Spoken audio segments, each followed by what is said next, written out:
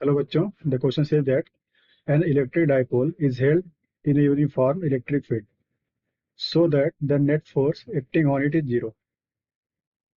The dipole is aligned parallel to the field. Find the work done in rotating it through the angle of 180 degree. Okay, तो उसका देखते हैं की concept. First, force on a point charge placed in a uniform electric field is given by होता है F equals Q into E. ठीक है, और सेकंड यूज करेंगे हम फॉर्मूला वर्क डन. ये था W equals P E cos theta 1 minus cos theta 2. ठीक है, यहाँ पे P जो है डाइपोल मोमेंट है, E इलेक्ट्रिक फील्ड है, थीटा 1 थीटा 2 एंगल्स हैं जितने से रोटेट कर रहे हैं. पहला बोल रहा है कि डाइपोल को हमने यूनिफॉर्म इलेक्ट्रिक फील्ड में प्लेस कर दिया. देखिए, इस तरह से मानते हैं कि इस तरह से इलेक्ट्रिक फील्ड है, इसके अंदर हमने डाइपोल रख दिया उठा के. इस तरह से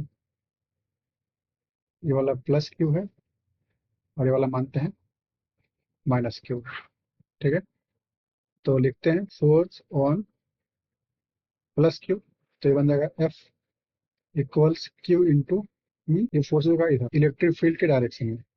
ठीक है, F ऐसे लिखते हैं फोर्स ऑन माइनस क्यू, तो फोर्स ऑन माइनस क्यू आएगा F इक्वल्स, ये भी क्यू ई आने वाला है लेकिन चार्ज माइनस है तो ये फोर्स इधर लगेगा इलेक्ट्रिक फील्ड के अपोजिट. ठीक है, देखिएगा अगर नेट फोर्स लिखेंगे तो F नेट आ जाएगा F माइनस F, तो F नेट कितना आ जाएगा 0. ठीक है, तो डाइपोल पे नेट फोर्स हो गया 0. ओके, अब सेकंड बोल रहा है हम इसको रोटेट कर रहे हैं 180 डिग्री से. ठीक है, तो थीटा 1 मानते हैं 0 है. पहले ऐसे लगा पैरेलल में, इधर इलेक्ट्रिक फील्ड इस तरह से है और डाइपोल रखा है इसके पैरेलल. तो हम मान लेते हैं कि डाइपोल अपना इस तरह से रखा है, ये प्लस क्यू, ये वाला माइनस क्यू. बाद में घुमा दे 180 डिग्री से, तो W आएगा पी ई कॉस थीटा 1 कितना आएगा 0 डिग्री माइनस कॉस थीटा 2 कितना है 180 डिग्री.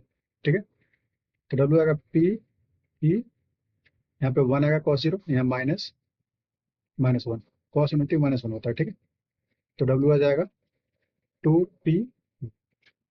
तो ये टोटल वर्क डन है 2P. यहाँ पे P क्या है, ये डाइपोल मोमेंट, डाइपोल मोमेंट. ठीक है, तो आपका पहला आंसर है F नेट 0 और सेकंड है 2P.